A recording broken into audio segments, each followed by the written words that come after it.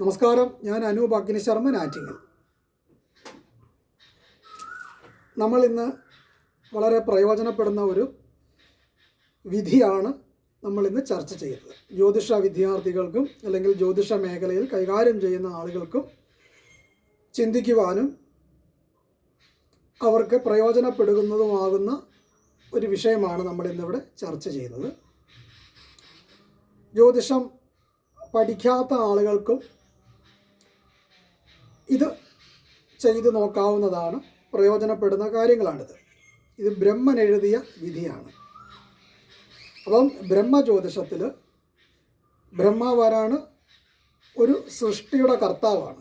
അപ്പോൾ ഒരു സൃഷ്ടി ഇവിടെ നടക്കുമ്പോൾ ആ സൃഷ്ടിക്ക് ഇവിടെ അനുഭവവേദ്യം കുറഞ്ഞു നിൽക്കുമ്പോൾ, അനുഭവമാകുന്ന കാര്യങ്ങൾ കുറഞ്ഞു വരുമ്പോൾ നമ്മളത് എങ്ങനെ ഡെവലപ്പാക്കി എടുക്കും, ഇല്ലാത്ത കാര്യങ്ങൾ അല്ലെങ്കിൽ കുറഞ്ഞ കാര്യങ്ങളെ നമ്മൾ എങ്ങനെ കൂട്ടിയെടുക്കും എന്നുള്ള ഒരു വിധിയാണ്. നമുക്ക് പ്രധാനമായിട്ടും ഒന്ന് പണം ആവശ്യമാണ്, രണ്ട് തൊഴിൽ ആവശ്യമാണ്. ഇപ്പോൾ ഇതെല്ലാം ഉണ്ടായിട്ടും കല്യാണം, വിവാഹം നടക്കുന്നില്ല, വിവാഹ പ്രശ്നങ്ങൾ.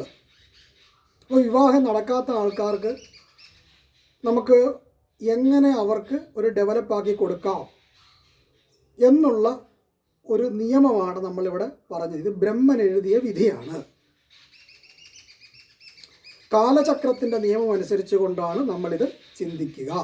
അപ്പോൾ ഇതെല്ലാ ആൾക്കാർക്കും ഇത് യൂസബിൾ ആകുന്നതും എല്ലാ ആൾക്കാർക്കും നമുക്ക് ഇത് പറഞ്ഞു കൊടുക്കുകയും ചെയ്യാം. പ്രത്യേകിച്ച് ജ്യോതിഷം കൈകാര്യം ചെയ്യുന്നവർക്ക്, വിവാഹ സംബന്ധമായി പ്രശ്നം അനുഭവിക്കുന്നവർക്കും, തൊഴിൽ മേഖലയിൽ ബുദ്ധിമുട്ട് അനുഭവിക്കുന്നവർക്കും, സാമ്പത്തികമായിട്ട് ബുദ്ധിമുട്ട് അനുഭവപ്പെടുന്നവർക്കുമൊക്കെ ഈ ഒരു മെത്തേഡ് പറഞ്ഞു കൊടുത്താൽ അവർക്ക് വളരെ ഹെൽപ്ഫുൾ ആയിരിക്കും. ഒന്ന്, നമുക്ക് നിയമവും വിധിയും നമുക്കുണ്ടായിരിക്കണം. എന്താ, നമ്മൾ മുജ്ജന്മത്തിൽ ചെയ്ത പാപകർമ്മങ്ങളുടെ അടിസ്ഥാനത്തിലായിരിക്കും നമുക്കിവിടെ വിധി വേല ചെയ്യുന്നത്. അപ്പോൾ ഏറ്റവും പ്രാധാന്യം എന്താണ്, നമ്മുടെ പാസ്റ്റ് കർമ്മ ക്ലിയർ ആക്കണം. പാസ്റ്റ് കർമ്മ ക്ലിയർ ആക്കാത്തത് കൊണ്ടാണ് നമുക്ക് ഓരോ പ്രശ്നങ്ങൾ വരിക. ഒരു ഉദാഹരണം പറയുകയാണെങ്കിൽ, ഒരു 2 കിലോമീറ്റർ ദൂരത്തിലേക്ക് നീളമുള്ള ഒരു കയർ നമ്മുടെ കാലിൽ കെട്ടിയിരിക്കുക. അപ്പോൾ നമ്മൾ മുന്നോട്ടങ്ങ് പോകുന്നു. കുറച്ച് കഴിയുമ്പോൾ നമ്മുടെ കാലിൽ കെട്ടിയ ഈ കാര്യം മറന്നു പോവുക. അപ്പോൾ നമ്മൾ കുറേ അങ്ങ് സഞ്ചരിച്ച് കഴിയുമ്പോൾ നമ്മുടെ പാസ്റ്റ് കർമ്മകാര്യങ്ങൾ നമ്മൾ വിട്ടുപോകുന്നു. അപ്പോൾ നമ്മൾ ചിന്തിക്കുന്നില്ല എൻ്റെ പിന്നിലൊരു കെട്ടുണ്ട് എന്ന്. നമ്മൾ ഇതും കൊണ്ട് മുന്നോട്ട് പോവുക. അപ്പോൾ ഒരുപാട് ദൂരം നമ്മൾ സഞ്ചരിച്ച് കഴിയുമ്പോൾ ഈ കെട്ട് വലിഞ്ഞു നിൽക്കും. അപ്പോൾ നമുക്കെന്താ, മുന്നോട്ട് പോകാനായിട്ട് പറ്റുന്നില്ല. അപ്പോൾ നമ്മൾ ഈ പഴയ കാര്യം മറന്നുപോയി, എൻ്റെ ഈ പിന്നിൽ ഇങ്ങനൊരു കെട്ടുണ്ടെന്ന്. അപ്പോൾ നമ്മൾ ഈ കെട്ടിനെ മറന്നിട്ട് വീണ്ടും മുന്നോട്ട് പോകാനായിട്ട് ശ്രമിക്കുക. അപ്പോൾ എന്താ, തടസ്സമായിട്ട് ഇങ്ങനെ നിന്നുകൊണ്ടിരിക്കും.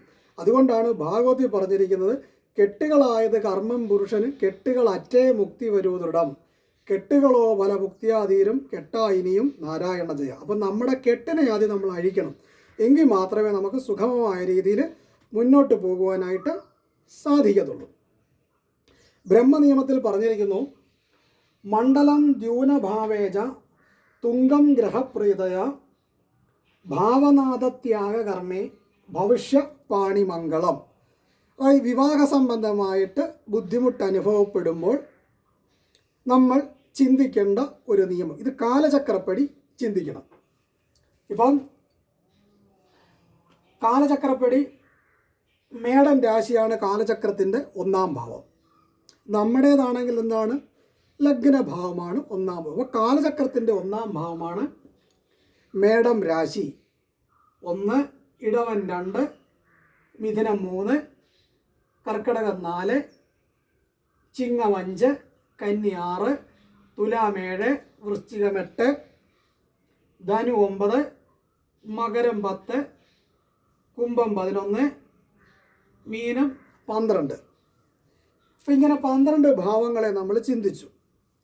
അതിനകത്ത് വിവാഹ വിഷയത്തിൽ നമ്മൾ ഏത് ഭാവം കൊണ്ടാണ് ചിന്തിക്കുക, 7-ാം ഭാവം കൊണ്ട്.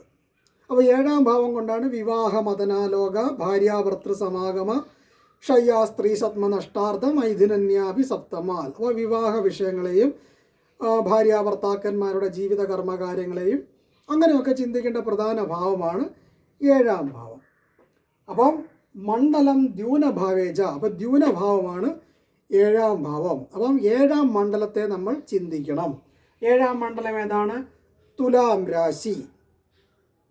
തുങ്കം ഗ്രഹപ്രീതയ. അപ്പോൾ തുങ്കം എന്ന് പറഞ്ഞാൽ ഉച്ചം. തുങ്കം ഗ്രഹപ്രീതയ. അപ്പം 7ാം ഭാവത്തിൽ ഉച്ചം ഭവിക്കുന്ന ഗ്രഹം ആരാണ്? 7ാം ഭാവത്തിൽ ശനി ഭഗവാനാണ് ഉച്ചം ഭവിക്കുക. അതാണ് പറയുന്നത് തുലാം ശനിക്ക് ഉച്ചരാശി എന്ന് പറയുന്നത്. അപ്പം തുലാം രാശി മണ്ഡലത്തിന് ശനി എന്ന് പറഞ്ഞാൽ മന്ദൻ, ശനി ഉച്ചനാകും. അപ്പം മംഗളം തുങ്കം ഗ്രഹപ്രീതയ. അപ്പോൾ തുങ്കഗ്രഹപ്രീതി എന്ന് പറഞ്ഞാൽ എന്താണ്? ഉച്ചഗ്രഹത്തെ പ്രീതിയാക്കൂ. അപ്പോൾ ശനി ഭഗവാനെ നമ്മൾ പ്രീതിയാക്കണം. അപ്പം നമ്മൾ സാധാരണ വിവാഹ വിഷയത്തിൽ ശനി ഭഗവാനെ നമ്മൾ ചിന്തിക്കാറുണ്ടോ? ചിന്തിക്കാറ് പോലുമില്ല. നമ്മൾ പ്രധാനമായിട്ടും വിവാഹ വിഷയത്തിൽ ശനി ഭഗവാനെ ചിന്തിക്കണം. കാരണം 7ാം ഭാവത്തിൽ ബലപ്പെട്ട് നിൽക്കുന്ന ഗ്രഹമാണ് ശനി ഭഗവാൻ. അപ്പോൾ ആ ശനി ഭഗവാനെ നന്നായി പ്രീതിയാക്കിയാൽ വിവാഹ വിഷയത്തിന് പരിഹാരമുണ്ടാകും.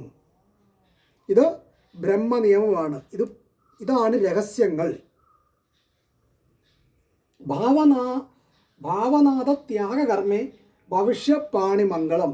അപ്പോൾ ഭാവനാഥ ത്യാഗകർമ്മേ, അപ്പോൾ ഭാവനാഥ സംബന്ധമായിട്ടുള്ള ത്യാഗകർമ്മങ്ങൾ ചെയ്യണം. ഭവിഷ്യ പാണിമംഗളം, ഭവിക്കുന്നു. പാണിമംഗളം, പാണി എന്ന് പറഞ്ഞാൽ എന്താണ്? കൈ കൂട്ടുക, അല്ലെങ്കിൽ അതാണ് വിവാഹം, പാണിഗ്രഹണം എന്ന് പറയുന്നത്. മംഗളം, കല്യാണം നടക്കും, ആണ് ശുഭകർമ്മം നടക്കുമെന്ന് പറയുന്നത്. അപ്പം ഭാവനാഥ ത്യാഗകർമ്മ. അപ്പോൾ എന്താണ് ഭാവനാഥൻ? 7ാം ഭാവനാഥൻ ആരാണ്? ശുക്രൻ. അപ്പോൾ 7ാം ഭാവത്തിൻ്റെ അധിപൻ ശുക്രനാണ്. 2ാം ഭാവത്തിൻ്റെയും 7ാം ഭാവത്തിൻ്റെ അധിപൻ ശുക്രൻ. അപ്പോൾ 7ാം ഭാവത്തിൽ ത്യാഗകർമ്മം ചെയ്യണം. അപ്പോൾ ത്യാഗകർമ്മം എന്ന് പറഞ്ഞാൽ ദാനം ചെയ്യുക, അല്ലെങ്കിൽ വ്രതം ഇരിക്കുക. നമ്മൾ എന്തെങ്കിലും ത്യജിക്കണം, എന്തെങ്കിലും ഉപേക്ഷിക്കണം. അങ്ങനെ ഉപേക്ഷിച്ചാൽ എന്ത് ഭവിക്കും? മംഗളം, പാണിമംഗളം, കല്യാണം നടക്കും എന്ന് ബ്രഹ്മൻ പറഞ്ഞിരിക്കുന്നു. അപ്പോൾ ശനി ഭഗവാനെയും ശുക്രനെയും വിവാഹ വിഷയത്തിൽ ഇമ്പോർട്ടൻ്റ് ആയിട്ടും ചിന്തിക്കണം.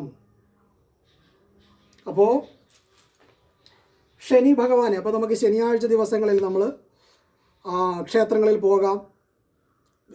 ശനിയാഴ്ച ദിവസങ്ങളിൽ ക്ഷേത്രത്തിൽ പോയി നമ്മുടെ പേരിൽ വിവാഹ തടസ്സ പരിഹാരാർത്ഥമായിട്ടുള്ള പൂജകൾ, പ്രാർത്ഥനകൾ, ഹോമങ്ങൾ, ഇങ്ങനെയുള്ളതായ കർമ്മകാര്യങ്ങൾ നമ്മൾ ചെയ്യണം. അതുപോലെ തന്നെ എന്താണ്, വെള്ളിയാഴ്ച ദിവസങ്ങളിൽ വ്രതമിരിക്കണം, എന്തെങ്കിലും ത്യജിക്കണം, ഭക്ഷണത്തെ ത്യജിക്കണം. അല്ലെങ്കിൽ വെള്ളിയാഴ്ച ദിവസങ്ങളിൽ ദാനകർമ്മങ്ങൾ ചെയ്യണം. അപ്പം ശുക്രനാണ് സ്ത്രീകൾ, പെൺകൾ. അപ്പോൾ സ്ത്രീകൾക്ക് വെള്ളിയാഴ്ച ദിവസങ്ങളിൽ അവരെ പ്രീതിയാക്കുക, അവർക്ക് ദാനകർമ്മങ്ങൾ ചെയ്യുക, അവരെ സന്തോഷിപ്പിക്കുക. ശുക്രനാണ് മധുരം, സ്വീറ്റ്സ്. അപ്പോൾ വെള്ളിയാഴ്ച ദിവസങ്ങളിൽ സ്ത്രീകൾക്ക് സ്വീറ്റ്സ്, മധുരം ദാനം ചെയ്യുക, വ്രതമിരിക്കുക. ഇങ്ങനെയുള്ള കർമ്മകാര്യങ്ങൾ നമ്മൾ ചെയ്താൽ വിവാഹ വിഷയ തടസ്സങ്ങൾ മാറുവാനായിട്ട് സാധിക്കും. ശനി ഭഗവാനെ പ്രീതിയാക്കണം. അപ്പോൾ ശനിയാഴ്ച ദിവസങ്ങളിൽ ശാസ്താക്ഷേത്രത്തിൽ, അപ്പോൾ എന്താണ്, ശബരിമലയിൽ ദർശനം നടത്താം. ശബരിമലയിൽ ദർശനം നടത്തി വിവാഹ തടസ്സങ്ങൾക്ക് വേണ്ടി പ്രാർത്ഥിക്കാം. അല്ലെങ്കിൽ നമ്മുടെ അടുത്തുള്ള അല്ലെങ്കിൽ ദേശത്തുള്ള ഏതെങ്കിലും പ്രശസ്തമായിട്ടുള്ള വളരെ പഴക്കമുള്ള ശാസ്താക്ഷേത്രത്തിൽ ശനിയാഴ്ച ദിവസങ്ങളിൽ പോയി, ശനിയാണ് എള്ള്, അപ്പോൾ എള്ള് ദീപം കത്തിക്കുക, എള്ളെണ്ണ സമർപ്പിക്കാം, അർച്ചന നടത്തി പ്രാർത്ഥിക്കാം. അപ്പം ഇങ്ങനെയൊക്കെയുള്ളതായ കർമ്മകാര്യങ്ങൾ നമുക്ക് ചെയ്യുക നമ്മുടെ കർമ്മയിൽ അടങ്ങിയിരിക്കുന്ന വിവാഹ സംബന്ധമായിട്ടുള്ള ശാപപാപങ്ങൾ മാറുവാനായിട്ട് സഹായകരമാകും എന്ന് ബ്രഹ്മൻ പറഞ്ഞിരിക്കുന്നു. ഞാൻ പറഞ്ഞതല്ല, ബ്രഹ്മദേവൻ എഴുതി വെച്ച നിയമമാണ്. അപ്പോൾ ഈ നിയമം നിങ്ങളൊന്ന് ചെയ്തു നോക്കൂ. അപ്പോൾ നമ്മൾ പല വഴിപാടുകൾ ചെയ്തിട്ടുണ്ടാകും, പല പ്രാർത്ഥനകൾ ചെയ്തിട്ടുണ്ടാകും. അതിനകത്തൊന്നും റിസൾട്ട് ഇല്ലാത്തവർ ഈ നിയമം ഒന്ന് ചെയ്തു നോക്കൂ. ശനിയാഴ്ച ദിവസങ്ങളിൽ ഏതെങ്കിലും പ്രശസ്തമായ ശാസ്താക്ഷേത്രത്തിൽ പോയി അവിടെ എള്ളെണ്ണ ദീപം കത്തിക്കുക, എള്ളെണ്ണ സമർപ്പിക്കുക, അർച്ചന നടത്തുക, ഇങ്ങനെയുള്ളതായ കർമ്മകാര്യങ്ങൾ ചെയ്യുകയും. ഇപ്പോൾ ശനിക്ക് എത്രയാണ്? ശനിക്ക് 19. അപ്പോൾ ഒരു 19 ശനിയാഴ്ച ദിവസങ്ങൾ അല്ലെ 19 ദിവസം ഇതൊന്ന് ചെയ്തു നോക്കൂ, തടസ്സങ്ങൾ മാറും. അതുപോലെ തന്നെ വെള്ളിയാഴ്ച ദിവസങ്ങളിൽ വ്രതമെടുക്കണം. വെള്ളിയാഴ്ച ദിവസങ്ങളിൽ വ്രതമെടുത്ത് സ്ത്രീകളുടെ അനുഗ്രഹം വാങ്ങുക. അതുപോലെ സ്ത്രീകൾക്ക് വസ്ത്രം, ഭക്ഷണം, മധുരമുള്ള കാര്യങ്ങൾ ഇതൊക്കെ നമ്മൾ ദാനം ചെയ്യുക. വെള്ളിയാഴ്ച ദിവസങ്ങളിൽ ദേവീക്ഷേത്രങ്ങളിൽ നമുക്ക് പോയി വഴിപാട് പൂജകൾ നടത്തുക. ഇങ്ങനെയൊക്കെയുള്ള കാര്യങ്ങൾ നമ്മൾ ചെയ്താൽ വിവാഹ തടസ്സങ്ങൾ തീർച്ചയായിട്ടും മാറും. അപ്പോൾ ഇത്തരത്തിലുള്ള ചില കാര്യങ്ങൾ ചെയ്യുക. അപ്പോൾ ഈ രീതിയിൽ നമ്മൾ കാൽക്കുലേറ്റ് ചെയ്യണം. ഇത് ജ്യോതിഷം കൈകാര്യം ചെയ്യുന്നവർക്കും ജ്യോതിഷ മേഖലയിൽ പ്രവർത്തിക്കുന്നവർക്കും നിങ്ങൾക്ക് വളരെ പ്രയോജനപ്പെടുന്ന ഒരു വീഡിയോ ആണ്. അടുത്തത് നമുക്ക് ധനം എങ്ങനെ നമുക്ക് ഡെവലപ്പ് ആകുമെന്ന് ബ്രഹ്മൻ എന്ത് പറഞ്ഞിരിക്കുന്നു എന്ന് നമുക്ക് അടുത്ത ക്ലാസ്സിൽ ചിന്തിക്കാം. നന്ദി, നമസ്കാരം.